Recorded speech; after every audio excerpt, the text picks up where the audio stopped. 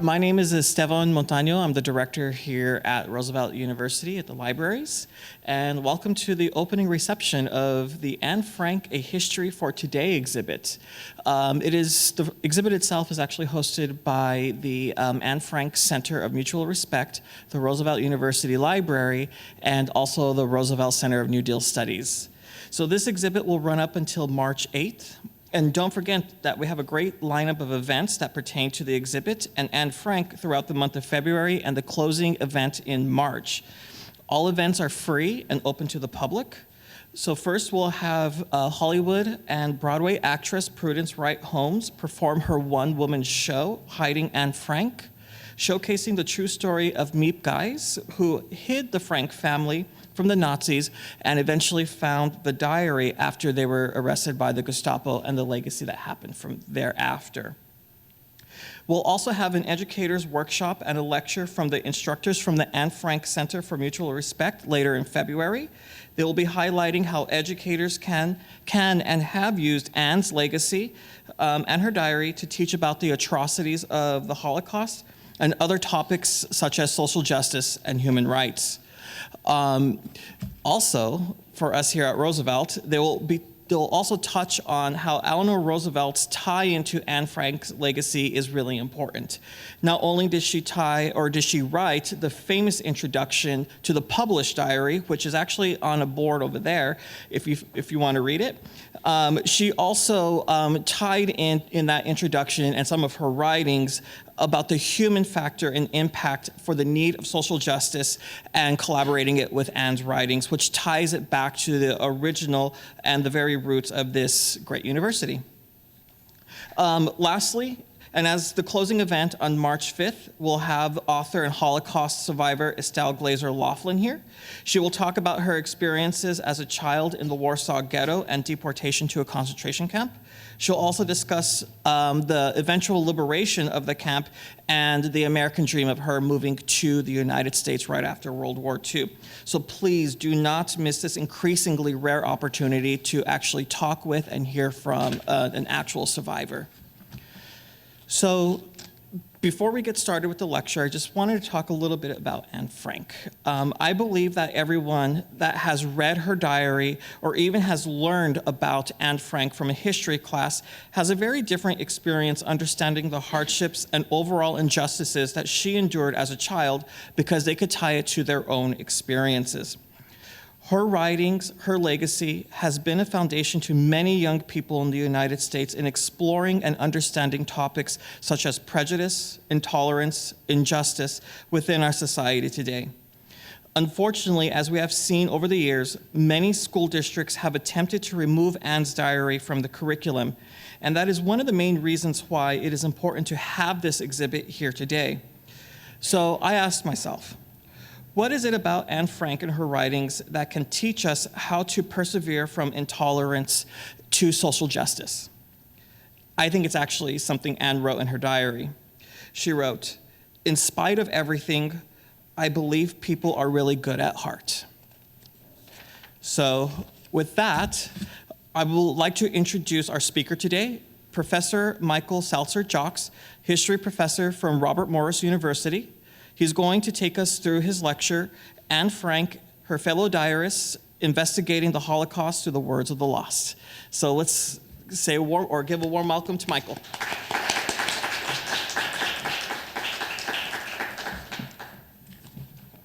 There you go. Thanks. Okay, well, thank you so much for having me here. It really is a pleasure and an honor to be opening this series of events over the next month at Roosevelt University. So actually what I want to start with today is I want you as the audience to just quickly think about one individual that was lost during the Holocaust. Think of a name, an image. Doesn't matter. What I think probably happened is that each of you most likely thought of Anne Frank. Now, I may be wrong, and I'll explain why I might be wrong in just a minute, but I think that we would assume that's because you've been primed to think Anne Frank. You see her name there. Of course, we had that wonderful introduction. We see the images all around us. But I would actually contend that if I went out on the street and I asked just average people, to name the most well-known Holocaust victim, the answer I would get would be Anne Frank. I can say from my own personal experience of teaching a class on the Holocaust at Robert Morris, when I asked my students, who is the most famous victim of the Holocaust, the only answer I've ever gotten has been Anne Frank.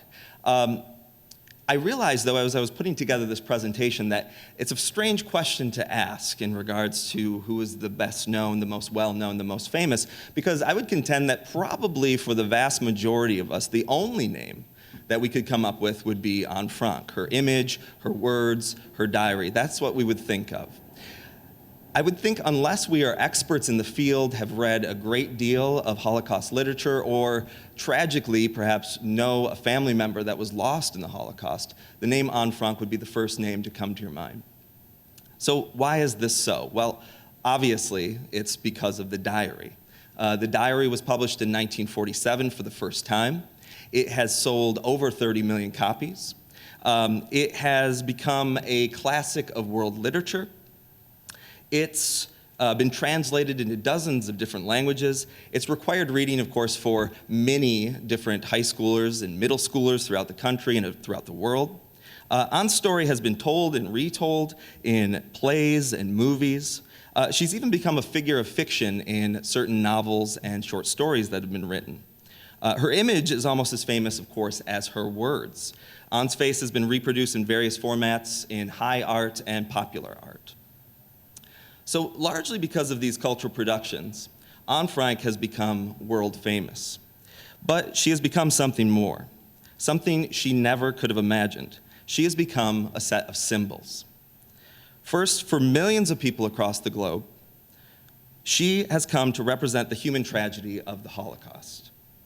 Reading Anne's words allow us to discover an incredibly intelligent, witty, emotionally complex, promising young life. From the many images we have of her, we see a vivacious, charming child. Anne Frank's story and her image then encapsulates innocence and promise destroyed. Being introduced to her story forces us to ask the harrowing and difficult question: how many Anne Franks were lost because of man's inhumanity to man in the years 1939 to 1945? In addition, Anne Frank has also come to represent all Holocaust victims. She has, as we have already hinted at, become the face for the often faceless 6 millions. As humans, we may need this type of microcosm of individual loss to assist us in grasping the immense tragedy that is the Holocaust. As historian Peter Hayes points out, quote, "The adjectives most frequently invoked in connection with the Holocaust are unfathomable, incomprehensible, and inexplicable.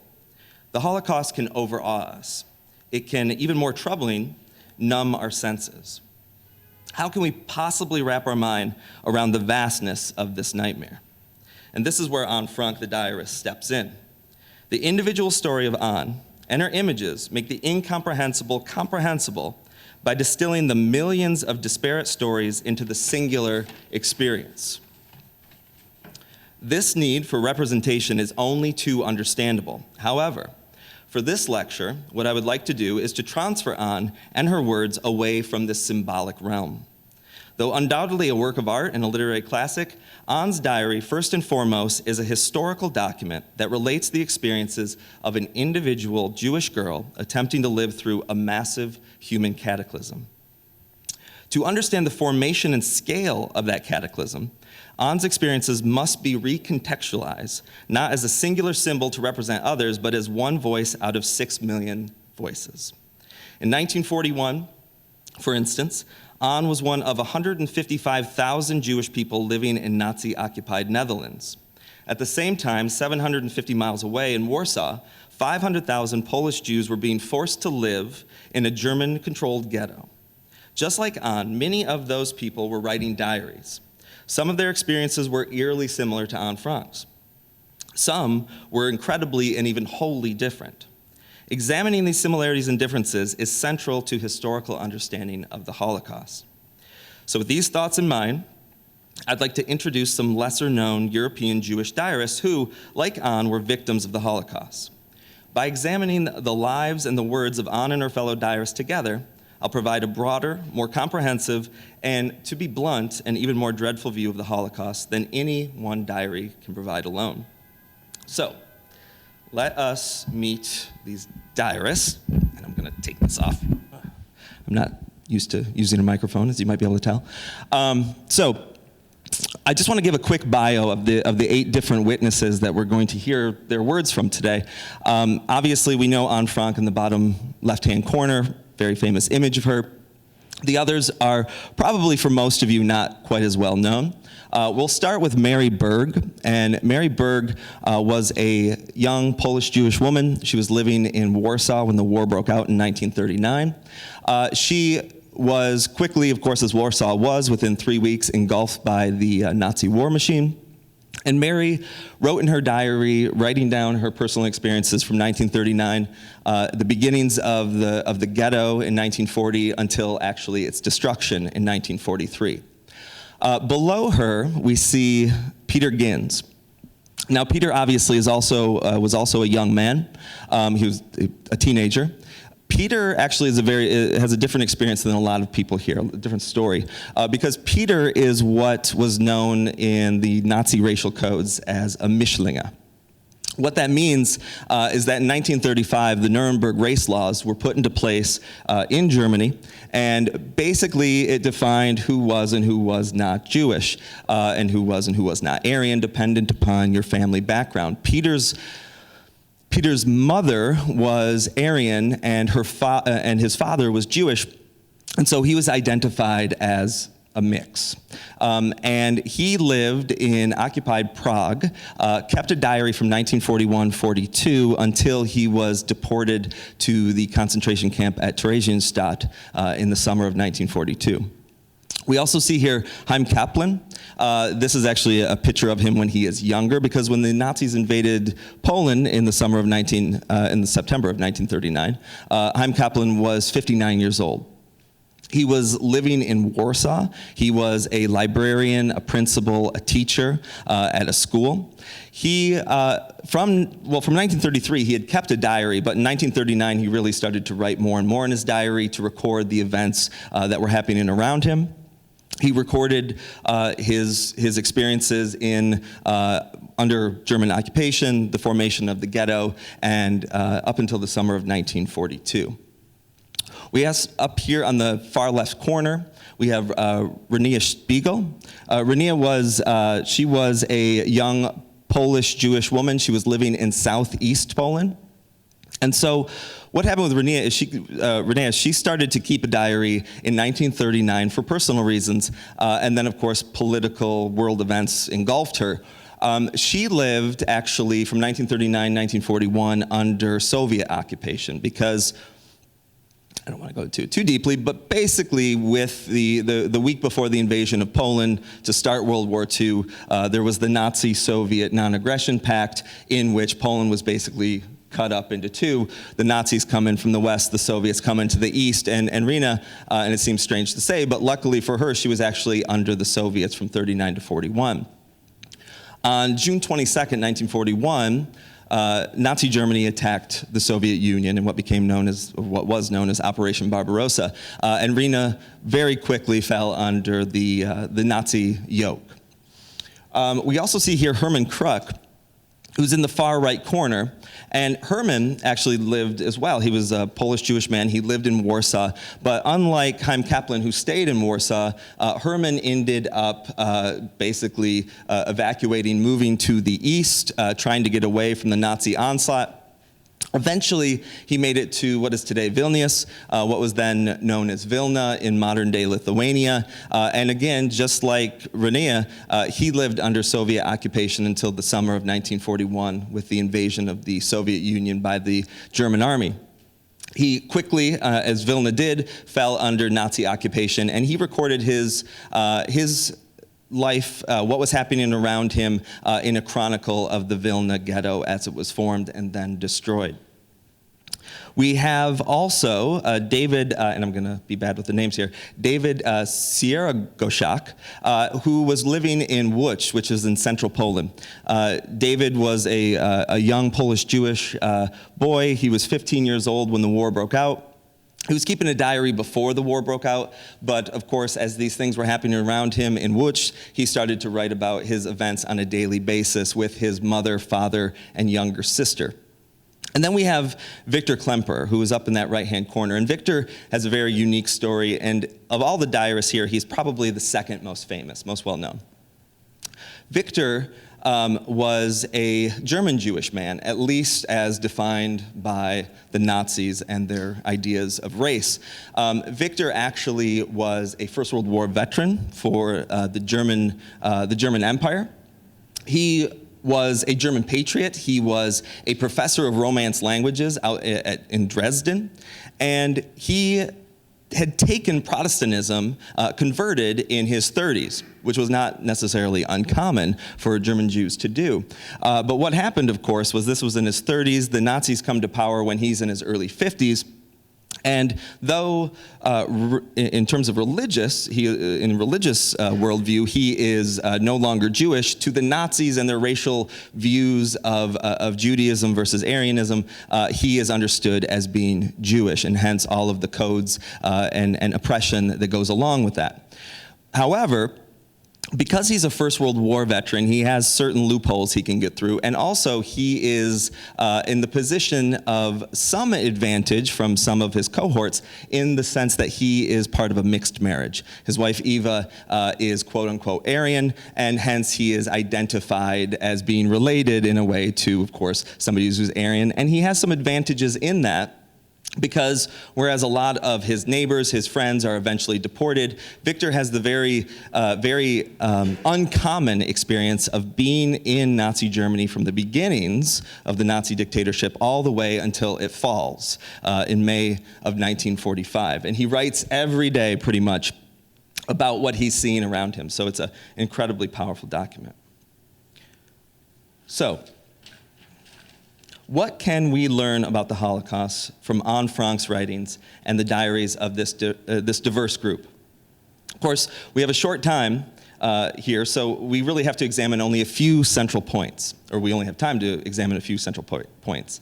So first, the first thing that I want to point to is the fact of course, of where these 8 different witnesses lived. One of the things we can see from just kind of going through that short list of people is that, of course, the Holocaust is an international, continental-wide tragedy. It is not simply, it is not simply in one place. It spans a whole continent, actually even more than one continent, because in northern Africa, the Nazis, once they had controlled much of northern Africa, they were working oftentimes and did get Jews from North Africa to concentration camps and death centers in Poland. So this is actually beyond continents, actually. It is very much an international tragedy. What we need to understand is, of course, when we think of the Holocaust, we instantly geographically focus upon Nazi Germany, which, of course, it is the driving force, the ideological, political, military driving force. But anywhere that boots of the Nazi military, of the German military touch, any place that happens, the Holocaust is there as well. Right, so in the north, you have Norway and Denmark. In the west, you have France, Belgium, and of course the Netherlands, where Anne Frank is. In the south, you have Italy after 1943.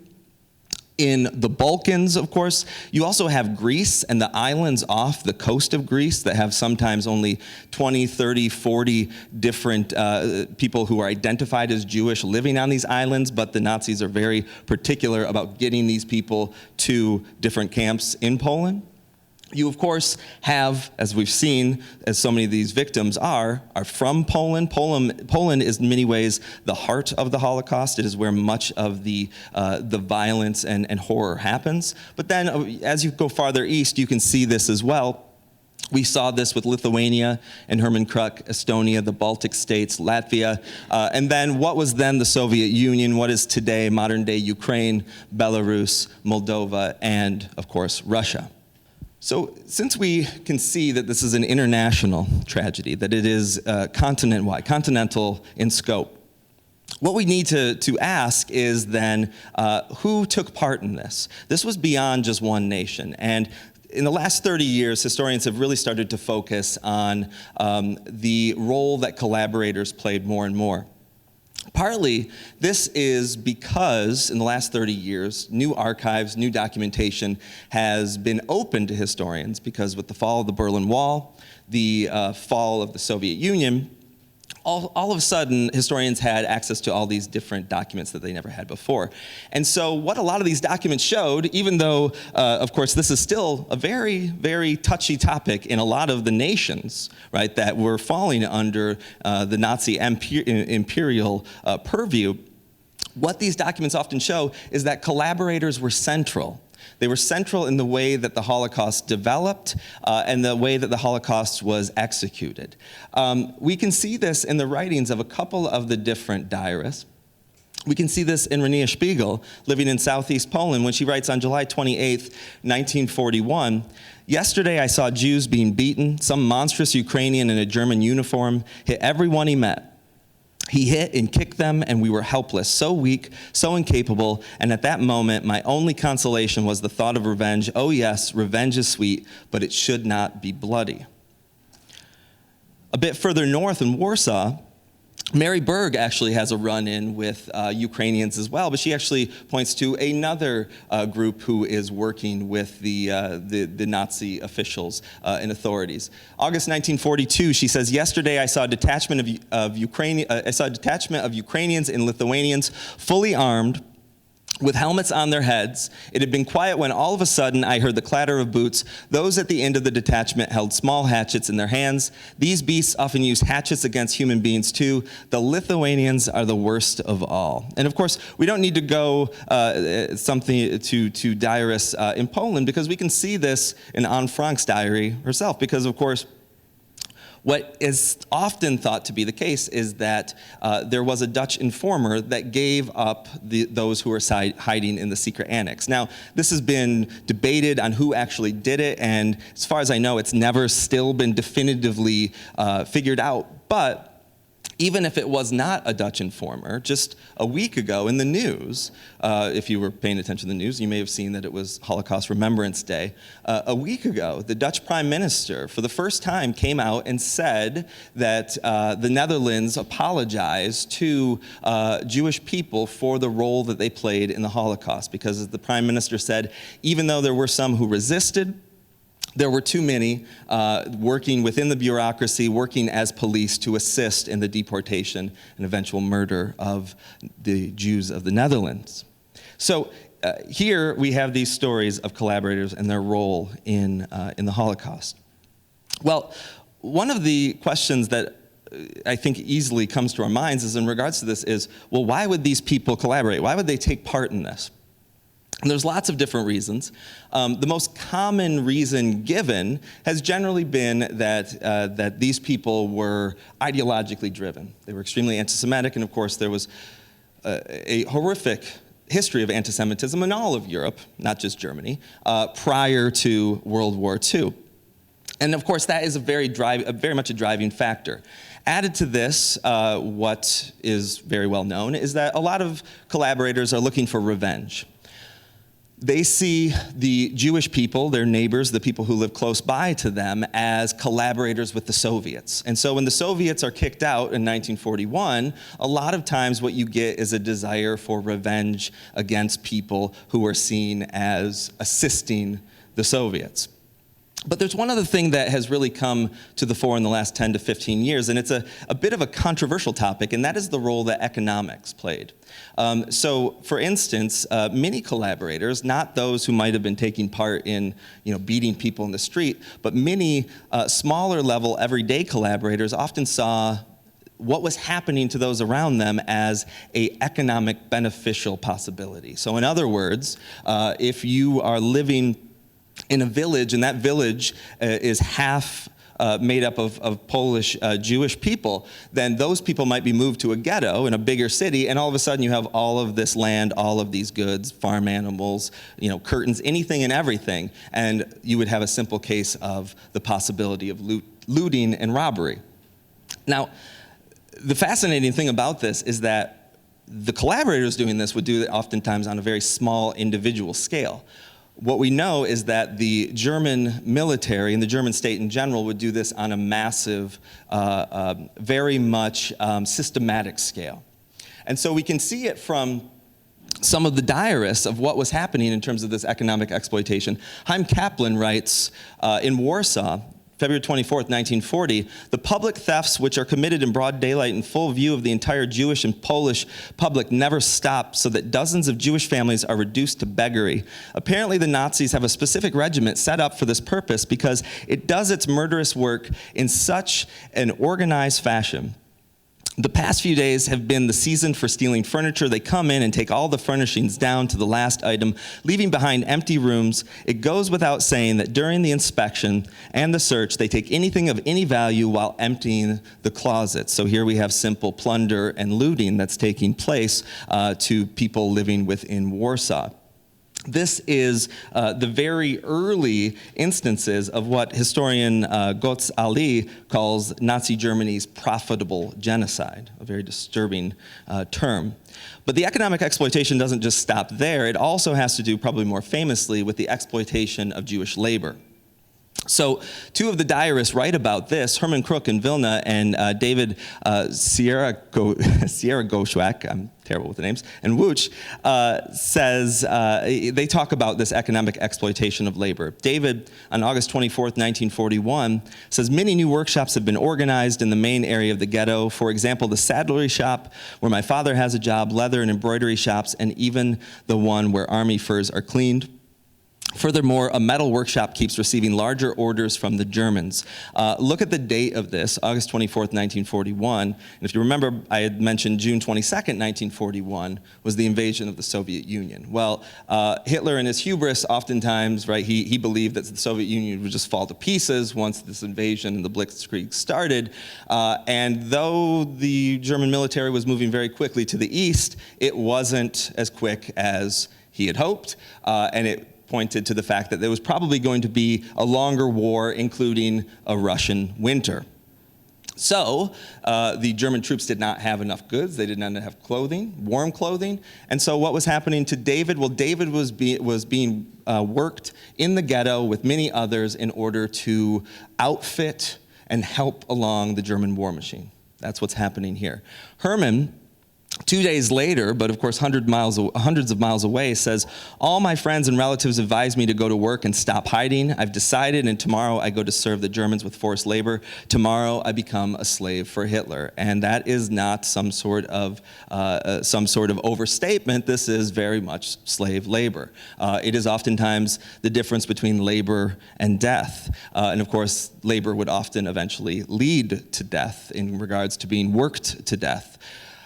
So we can see this in regards to these diarists talking about always looking for positions, always looking for jobs in order to give themselves a bit more time.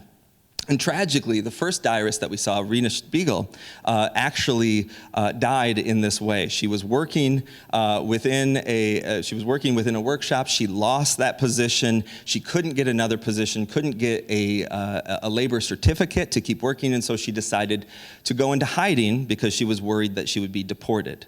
And unfortunately, the Gestapo found her, and she was executed immediately. This economic exploitation was often done based upon legal codes and bureaucratic operations.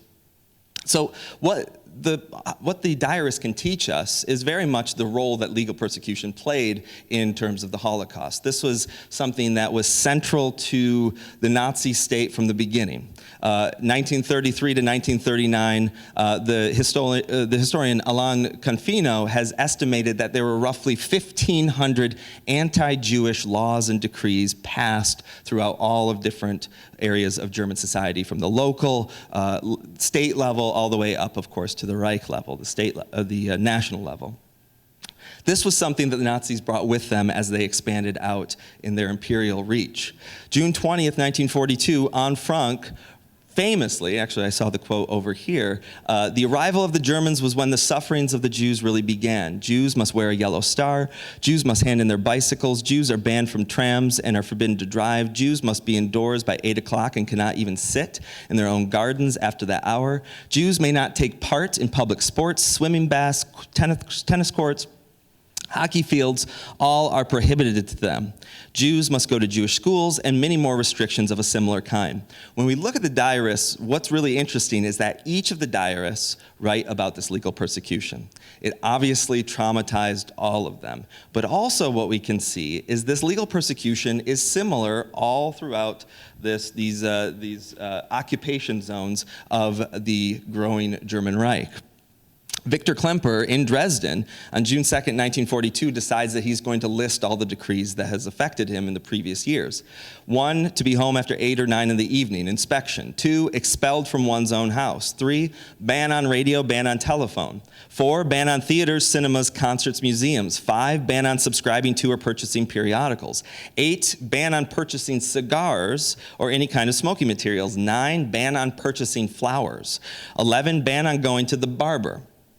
13, compulsory surrender of typewriters. 14, compulsory surrenders of furs and woolen blankets. Remember, Eastern Front. 16, of deck chairs. 17, compulsory surrender of dogs, cats, and birds. I put that last one there, and it's not the last that he mentions. He goes into the 30s. But I put that last one there because Victor Klemperer, one of the most traumatic things that happens to him, obviously, before the war actually starts, is he and his wife had owned a home they had built for themselves, and they had 2 tomcats. And what happens is, at one point, a decree comes through that all Jews living in the area must move to what was called a Jewish house in Dresden, basically a segregated communal living situation in a big apartment complex. But the decree says you cannot take pets. And the decree spells out, because, the notion might be, well, you'll give those to some people who could take care of them until times got better. But the decree spelled out very specifically that you must put your pets down. And so Victor Klemperer and his wife Eva are very hurt and horrified by the fact that they need to kill both of their cats. I think the most interesting example of this legal persecution being laid out, though, is by the young man Peter Ginz in Prague. This young man was amazing. He was an artist. He was a novelist. At 15, he's writing novels secretly in Theresienstadt. And he's also, of course, a poet, as you can see here. In his diary, it's usually very laconic, it's very straightforward, not going into huge amounts of depth or detail, but then all of a sudden he has this artistic, sardonic flourish when he writes this poem about the legal persecution that the Jewish population faces. He says, "Today it's clear to everyone who is a Jew and who is an Aryan, because you'll know Jews near and far, by their black and yellow star. And Jews who are so demarcated must live according to the rules dictated. Always after 8 o'clock, be at home and click the lock. Work only laboring with pick and hoe, and do not listen to the radio. You're not allowed to own a mutt. Barbers can't give your hair a cut. And especially the outcast Jew must give up all habits he knew. He can't buy clothes, can't buy a shoe, since dressing well is not his due. He can't have poultry, shaving soap, or jam, or anything to smoke.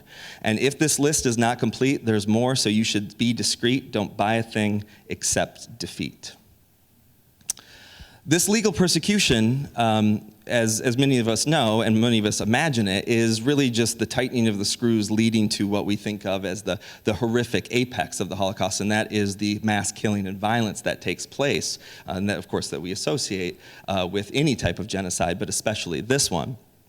I have here what they can teach us more than Auschwitz, and I just want to mention what I mean by that is, much like I mentioned at the beginning that Anne Frank is kind of a symbol of all Holocaust victims, Auschwitz kind of become a symbol of the horror of the Nazi crime, and rightly so. It is the biggest concentration camp. It is actually quite vast. It is responsible for the murder of at least 1.1 million European Jews.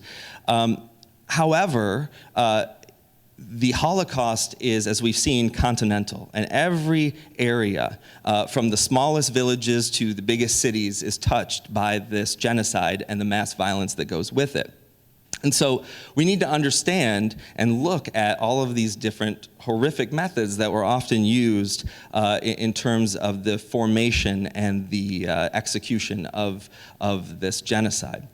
Herman KRUK in Vilna tells us the story of some rumors that he's hearing, some reports that he's getting about something happening in a forest near the city of Vilna, outside the city of Vilna, called Ponar.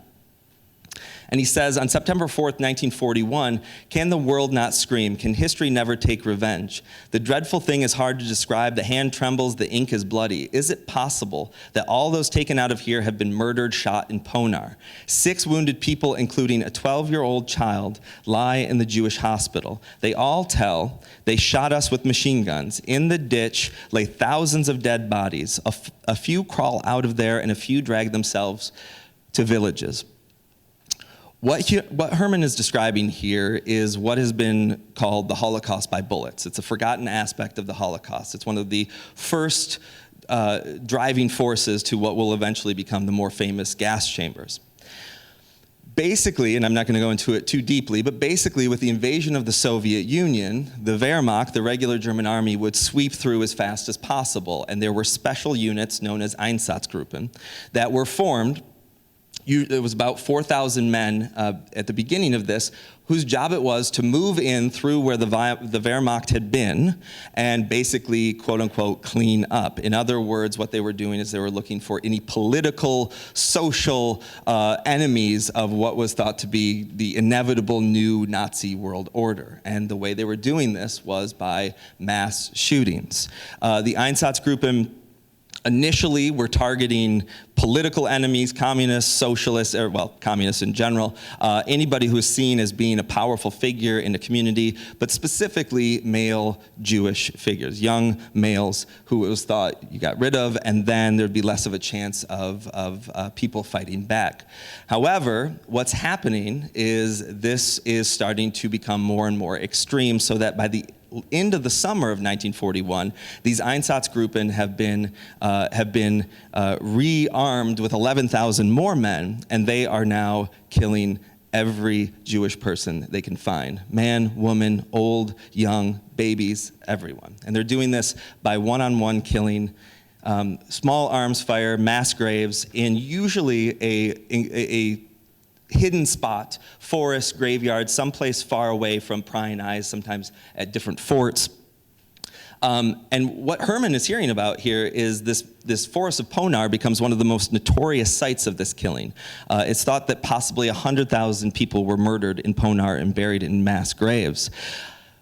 Even more horrifically, the reason that he knows about this is what he's saying is that sometimes people are shot but not killed, they're wounded, they fall into the grave, they crawl out, and they come and tell their story. This is a way that the Germans and their collaborators killed roughly 1.5 million people. The genocide was sometimes slower, nowhere near as bloody, and we can see this from David in Łódź. What's happening is he's living within a ghettoized city that is overcrowded. It is filthy. It is underfed because there's only a certain amount of food coming in, and David and his family are starving. David writes about this in his diary, and I can't tell you how horrific it is to read this, because you slowly see this kid who was climbing mountains, 2 months before the war starts, and by the summer of 1942, he's swollen from lack of food. His body is swelling. So you see him, he can hardly write, he's having a hard time with this, and you see it develop slowly. May 16th, 1941, he says, I've been examined by a doctor at school. She is terrified at how thin I am. Perhaps I will now be able to get a double portion of soup in school. July 19th, 1941, all day long I had nothing to eat but water in the kitchen, basically soup. It's more and more difficult for me to go on starving. I was so weakened by the lack of soup at school that I thought I would collapse. May 25th, 1942, things are getting even worse. Death is striking left and right. A person becomes thin, in other words, what he calls an hourglass, and pale in the face. Then comes the swelling, a few days in bed, and that's it. The person was living, the person is dead. We live and die like cattle. 5 days after this, he writes a very disturbing diary entry where We can see what hunger and privation does to the most tight-knit of social relationships. He talks about it as the internal situation at home where it's becoming extremely tense. He says, after 2 weeks of relative calm, during which father divided his bread into equal daily portions, he became spoiled again. Last Thursday and again yesterday, he devoured his whole loaf of bread, and today on top of it, half a kilo from mom and Nadia, sister. What's happening? His father is basically hoarding all the bread that he is getting and then eating the little bit that his sister, or David's sister and mother has as well.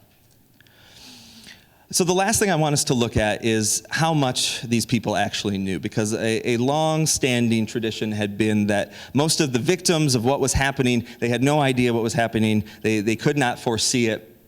Well, not necessarily foresee it, but they could not have a sense of things that were happening beyond their small world. And David is very much that. He can't see because he's always worried about eating, and he doesn't have much news of the outside world. But it's kind of fascinating to see what some of the others realized was going on. So this is Anne Frank in Amsterdam, writing on October 9th, 1942. Our many Jewish friends are being taken away by the dozen. These people are treated by the Gestapo without a shred of decency, being loaded into cattle trucks and sent to Westerbork, the big Jewish camp. Westerbork sounds terrible. Only one washing cubicle for 100 people and not nearly enough lavatories. It is impossible to escape. Most of the people in the camp are branded as inmates by their shaven heads. And of course, Anne doesn't even know the worst of it. And she, of course, has no sense that within 2 years, she and her family will be sent to Westerbork as well before their transit to Auschwitz. Victor Klemper, living in segregated housing in Dresden, is hearing things. And on January 13th, 1942, he says, Paul Kreidel tells us a rumor, but it's very credible and comes from various sources. Evacuated Jews were shot in Riga in groups as they left the train. In other words, he is hearing about the Holocaust by bullets, and he is getting these rumors back where he is living. March 16th, 1942, he says, in the last few days I heard Auschwitz, or something like it, in Upper Silesia, mentioned as the most dreadful concentration camp, work in a mine, death within a few days. So he knows of Auschwitz, he's heard the name mentioned, and he's hearing that it is terrible. What he doesn't know is that within 3 months, the first gas chambers would be built at Auschwitz. But he does know that going to Auschwitz is basically a death sentence, even before those are implemented. And then lastly, and I think most disturbingly, Chaim KAPLAN, living in Warsaw on July 10th, 1942, mentions the camp Sobibor. So Sobibor is one of 3 camps, along with Treblinka and Belzec, and these were known as the Operation Reinhard camps. And to put it simply, the Operation Reinhard camps were built, they were planned in late 1941, they're built at the beginnings of 1942. They're operational from the spring of 1942 until roughly the fall of 1943, and they are death camps. They are places of mass execution. They have no other purpose besides that. They are to murder people. And Sobibor is one of these camps. He's heard of this. The great camp, which stands amid dense forests and swamps, is completely surrounded by barbed wire and is heavily guarded. After the exiles are taken there, the real tragedy begins. He says the young and the healthy ones are taken for work. And this is a very tiny number who are actually selected for working in the machinery, the machinery of death of Sobibor. But he says he's hearing that they work in hard labor, they get terrible food, and they're not going to last for more than 6 months. But then, chillingly, he says the fate of the other segment is even more tragic. They are condemned to die at once. Those who are over 60, as well as young children who, quote, eat and do not produce, they go to death wholesale in a, quote, and of course he's being ironic here, civilized way, by poisoning with lethal gas or by electrocution. There's no pity, no mercy, no measure of mercy. They are superfluous people. And he, of course, has heard about lethal gas. He's correct in that. He's not correct in terms of electrocution, but he's hearing these stories.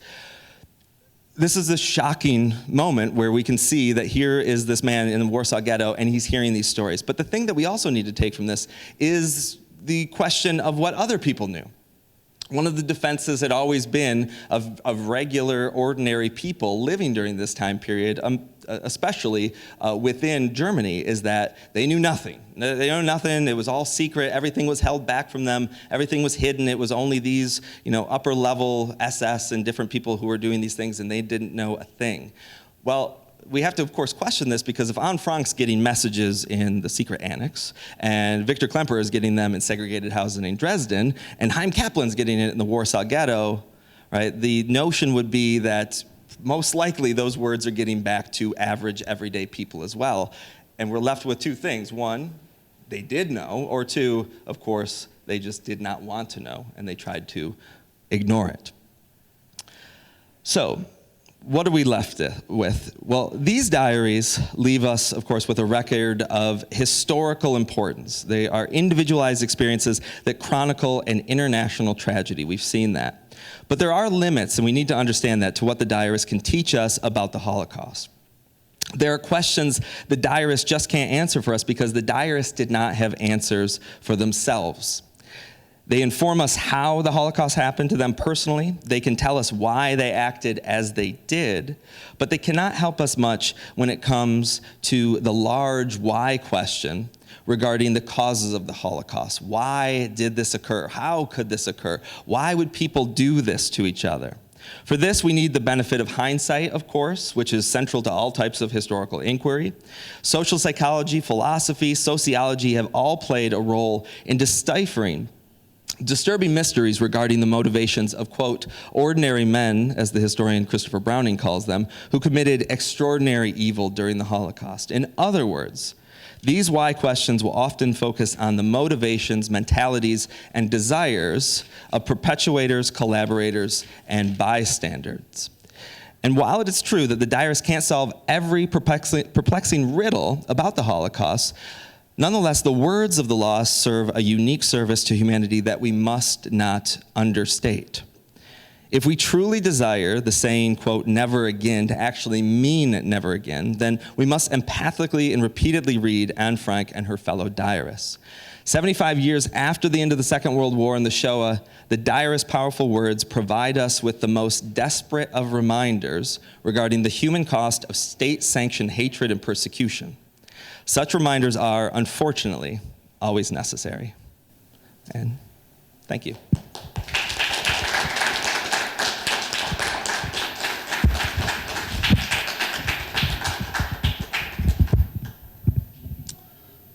Questions? Comments? What did I do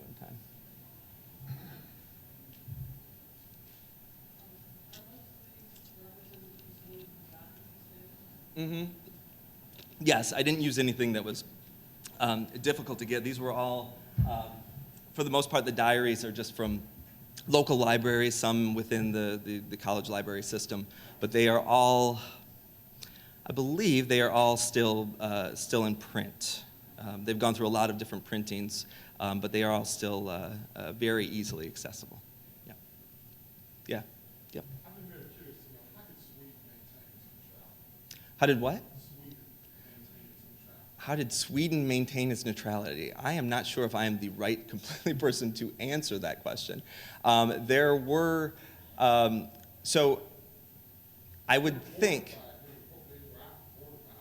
They were bordered by, and actually they did, I mentioned Denmark because Denmark was one of the few nations that attempted and largely succeeded in saving a large number of their Jewish population. And they did it by sailing them and sending them on boats to Sweden.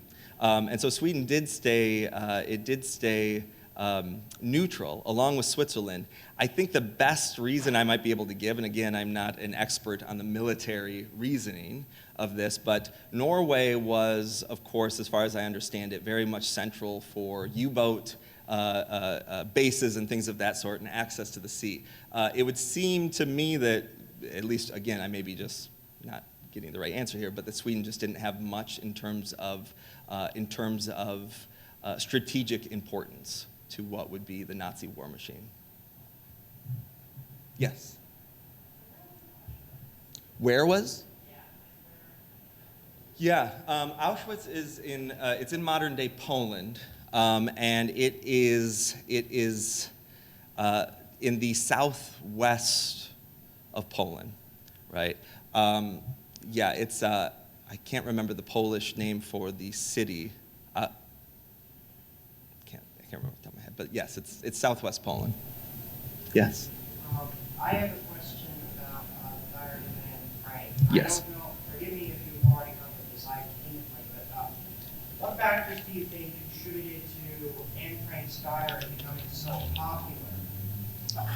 That's a good question. So there's been quite a bit actually written about that, about what made Anne Frank's diary really stick out more than others. And a lot of it has to do with the popularity that it gained in the United States. Specifically, if I'm not mistaken, in terms of the 1950s. I think there's probably a couple of things that made it very much popular. And one, as I mentioned, is her image. There are all of these pictures of Anne Frank. And so if we want to kind of feel, again, this, as I was mentioning at the beginning, if we want to feel the loss of the Holocaust, to see this image of this obviously incredibly photogenic and seemingly life-loving young girl, then that image is going to really make what happens during the Holocaust stick. So I think that had a lot to do with it, actually, is that her image was something that assisted to make people very much feel the tragedy of what occurred. Yeah, I'd say that was a big part of it. Yep. Were all the diaries, like the diaries, was it written in Hebrew and Polish? Some were written in Yiddish, some were written in Polish. I mean, Victor Klemperer was German, he's writing in German. And I guess I should say this, because I mentioned this as being, these were victims of the Holocaust. And I want to make this clear, of course. It doesn't mean, when I mean that they are victims of the Holocaust, that actually does not mean that they necessarily perished in the Holocaust. Mary Berg actually does not perish in the Holocaust. The young woman who was living in Poland, her mother was an American citizen, and so she was able to get out of the Warsaw Ghetto. She was able to actually get to the United States, and she pushed very hard for making the American people realize what was actually happening in the East. So she survived, and so did Victor Klemperer. But not a large, but a couple of these were actually written more likely in Yiddish than in Hebrew, but Polish as well. Great questions.